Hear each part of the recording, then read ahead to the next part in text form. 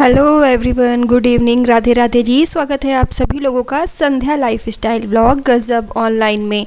तो दोस्तों, दिन है आज मंगलवार और आज मंगलवार को मैं शाम से अपने व्लॉग की शुरुआत कर रही हूँ। हाँ जी, तो लास्ट आपने व्लॉग हमारे हैदराबाद टूर के और मेरी एनिवर्सरी के व्लॉग देखे, तो बीच के 1-2 दिन के व्लॉग मैं स्किप कर रही हूँ क्योंकि ये हैदराबाद ट्रिप के ही हमारे काफ़ी व्लॉग हो गए थे और उसके बाद एनिवर्सरी के व्लॉग हो गए थे। तो हमारा जो डे बाय डे रूटीन चल रहा था ना, वो थोड़ा सा बीच में डिस्टर्ब हो गया। तो यहाँ पे मैं 1-2 दिन का जो है स्किप करके उसके आगे से कंटिन्यू कर रही हूँ और उसके आगे से के जो रूटीन है डे बाय डे, अब वो आपके साथ में प्रॉपर अच्छे से शेयर करूँगी। और आज ट्यूसडे है, तो ट्यूसडे से मैं शाम से व्लॉग की शुरुआत कर रही हूँ और शाम का जो अपना रूटीन है, इवनिंग रूटीन, वो आपके साथ शेयर कर रही हूँ।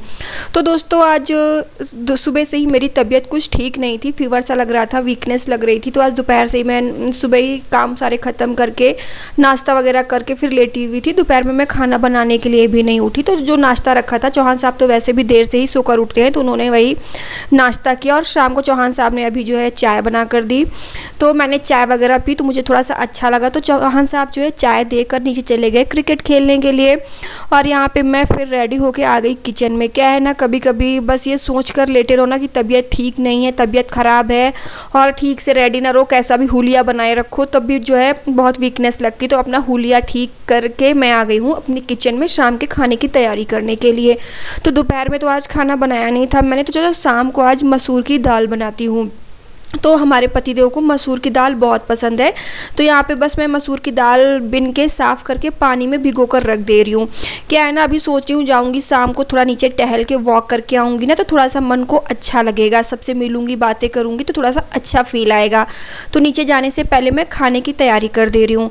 तो यहाँ पर मैं मसूर की दाल को बिन के साफ़ करके भिगो कर जा रही हूँ। इससे क्या है ना कि जब मैं मसूर की दाल बनाऊँगी ना, तो कुकर में ज़्यादा सीटियाँ नहीं लगानी पड़ेंगी, जल्द ही जो है मसूर की दाल पक जाएगी। वैसे अगर मैं डायरेक्टली बनाऊंगी तो थोड़ा सा टाइम लेती है। तो मसूर की दाल भिगोकर यहाँ पे मैं आ गई बालकनी में दोपहर के धुले हुए कपड़े उठाने के लिए। तो आजकल जो है ना, हमारी बालकनी में कबूतर तो बैठते हैं, उनका बैठना तो कभी बंद नहीं होगा। तो फिलहाल मैंने एक लंबा सा डंडा रख लिया है, तो जब भी आते हैं ना, तो मैं उसी से डंडे से ऐसे ऐसे दिखाकर पटक के उन्हें उड़ा देती हूँ, तो फिर वो नहीं आते हैं। तो फिलहाल यहाँ पे अभी जो है ना, मैंने बालकनी से कपड़े उठा कर लिए हैं, अब जा रही हूँ नीचे। सो गाइस, तो फिलहाल अभी हम लोग नीचे हैं, नीचे यानी अपने सोसाइटी के ग्राउंड फ्लोर पे। तो अभी चौहान साहब भी मेरे साथ में ही हैं, इनका भी क्रिकेट जो खेल रहे थे ख़त्म हो गया है और मैं भी आ गई थी यहाँ पे करीब आधा घंटे पहले। तो आंटी लोग थी नीचे, तो उनके साथ थोड़ा टहले, वॉकिंग वगैरह की और अभी बाहर गए थे हम लोग, दूध का पैकेट लेके भी आ गए। हाँ, थोड़ा मेरे लिए बचा देना। एक सांस में तुम इतना पी गए, अजीब हो।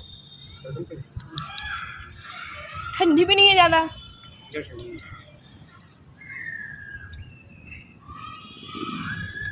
तो फिलहाल 2-3 दिनों से हमारे दूध वाले भैया भी नहीं आ रहे, तो दूध बाहर से ही लाना पड़ रहा है। तो बस भी अभी मैं और चौहान साहब गए बाहर से दूध लेके आए।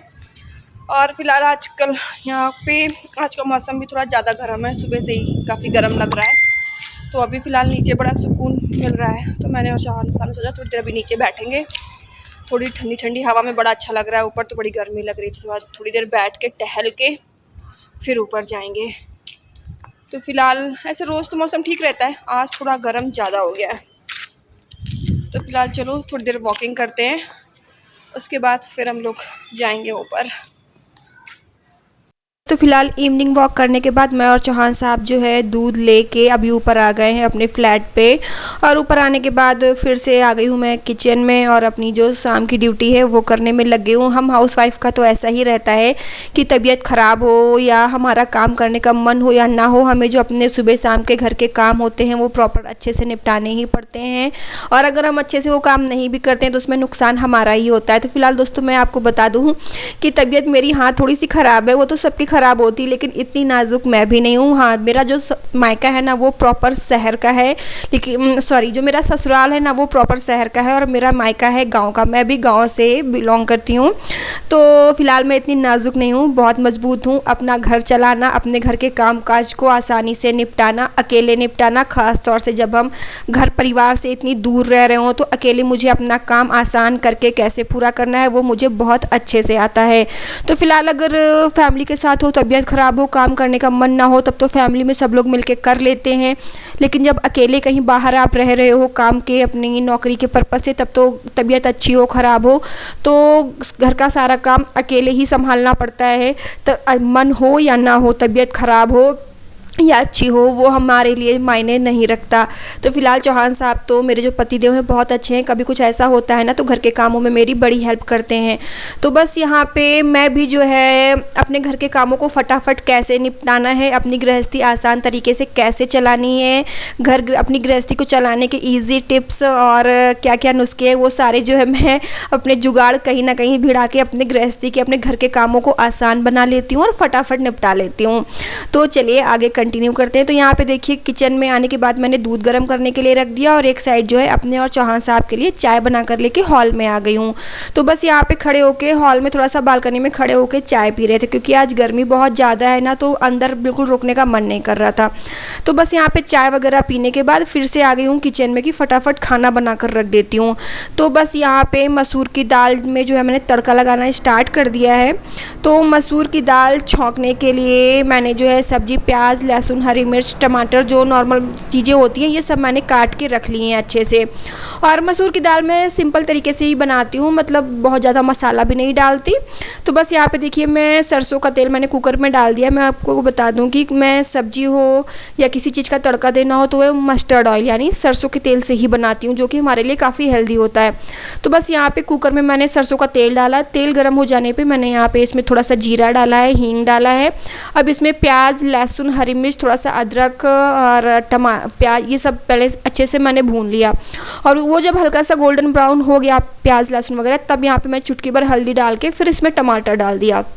और टमाटर को 2-3 मिनट भूनने के बाद अब जो ये हमारे रेगुलर मसाले होते हैं, धनिया, मिर्च, गरम मसाला, सब्जी मसाला, कस्तूरी मेथी, ये सारा मैंने यहाँ पे डाल के अच्छे से भून दिया है। और उसके बाद मैंने जो है दाल भी कुकर में डाल के 2-3 मिनट अच्छे से भूनी, क्योंकि दाल हम जितना भूनेंगे ना स्वाद उतना ही अच्छा आएगा।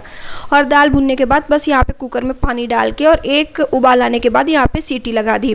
और उसके बाद फटाफट फिर मैं अपनी गैस जो है, अपनी जो टॉप काउंटर है, इसे साफ़ कर ले रही हूँ।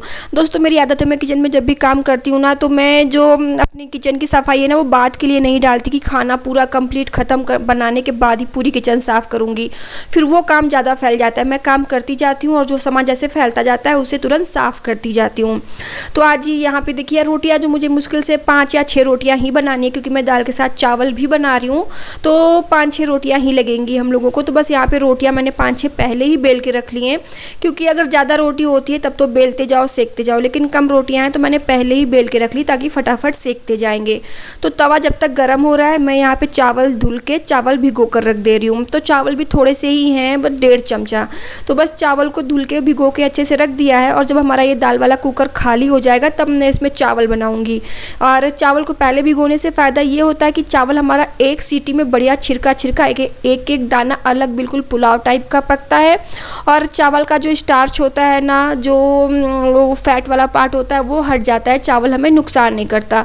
तो फिलहाल यहाँ पे जो है रोटियाँ हमारी बन गई हैं। और दाल वाला जो कुकर में थी ना, वो भी मैंने अभी जो है कुकर गैस बंद कर दिया, तो कुकर ठंडा होने का वेट कर रही हूँ। तो तब तक मैंने सोचा अपने टाइम को वेस्ट नहीं करती हूँ। और कल मुझे लगानी है अपने बालों में मेहंदी। आजकल मेरे बाल बहुत ज़्यादा डैमेज हो रखे हैं और टाइम नहीं मिल रहा है अपने बालों में बिल्कुल कंडीशनिंग करने का। तो आज मेहंदी भिगो रही हूँ रात में। क्या है ना, ऐसे सोचती हूँ 2 दिन से कि मॉर्निंग में मेहंदी भिगो दूँगी, दोपहर में लगा लूँगी, बट हो नहीं पाता।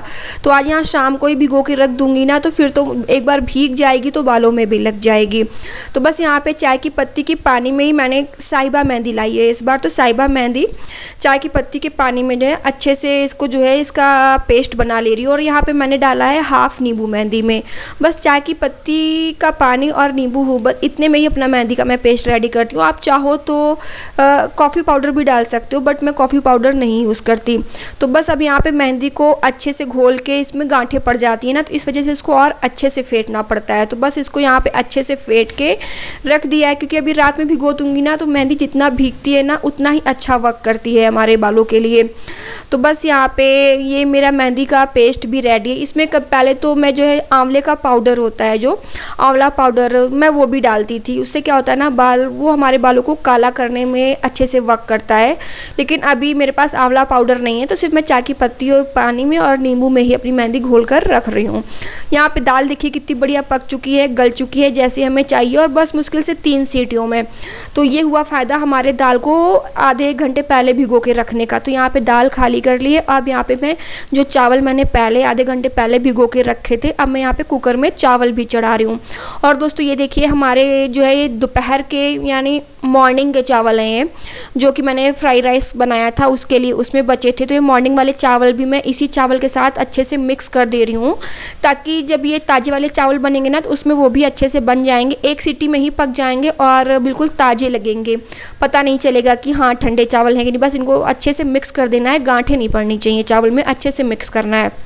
तो बस कच्चे चावलों में दोपहर के भी चावल मैंने अच्छे से मिक्स करके कुकर में सीटी लगा दी है। और तो बस जब तक यहाँ पे हमारे चावल में सीटी आएगी, चावल बन के तैयार होंगे, तब तक ये जो बीच का समय है ना, मैं इसका भी अच्छे से इस्तेमाल कर लेती हूँ।